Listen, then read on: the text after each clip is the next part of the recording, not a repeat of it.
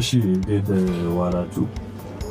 ያው ከኢትዮጵያ ፕሮፌሽናል ተጫዋቾች ማህበር ነው የመጣሁት። ሸሪፍ እባላለሁ። ቀደምት ከሆነው ከጎፈሬ ጋር መስራታችን ለተጫዋቾችም ለእኛም ጥሩ እድል ነው ብለን እናስባለን። በስምምነቱ ደስ ብሎናል።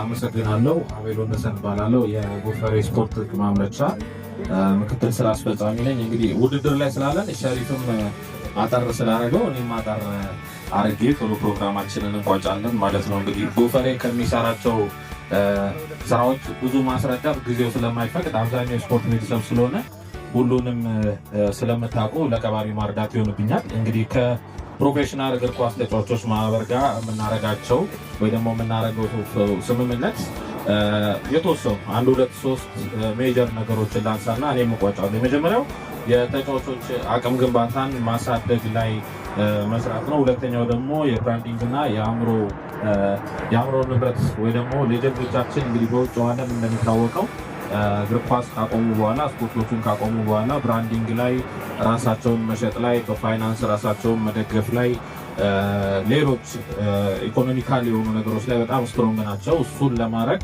የብራንዲንግ ስልጠናዎችን መስጠት እንዲሁም ካሉን የፋይናንስ አጋሮች ጋር በጋራ በመስራት ብራንዲንግ እና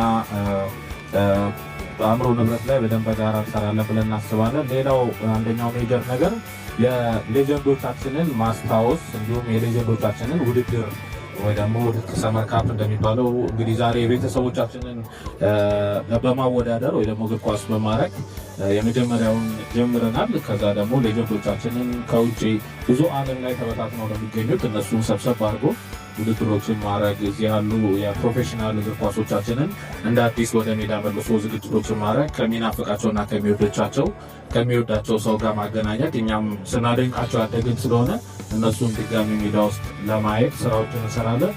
ሌላው እንግዲህ ብዙ የስፖርት ሽልማቶችና የመጨረሻ አመቱ መጨረሻ ላይ የአመቱ ገሌ የአመቱ እንደዚህ የሚባል ሽልማት አለና እሱን ሽልማት ማዘጋጀት ያለበት ኦርጋናይዝ ማድረግ ያለበት ሌሎች ቦታው ላይ ተገኝቶ ያሳለፈ ተቋም ወይ ደግሞ ያሳለፉ ሰዎች ናቸው። ስለዚህ እሱን ለማድረግ ከዚህ ማህበር ጋር የምንሰራቸው ስራዎች ይኖራሉ። እንግዲህ ብዙ ፕሮሰስ የሚፈልግ ነገር ቢሆንም እንደ አንድ ግብና ሜጀር ነገር የያዝነው ጉዳይ ነው።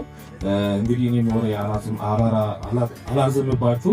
እንግዲህ ወደ ይህን ስምምነት ስለፈጸምን እንደ ድርጅትም እንደ ግልም በጣም ደስተኛ ነኝ። እናመሰግናለን።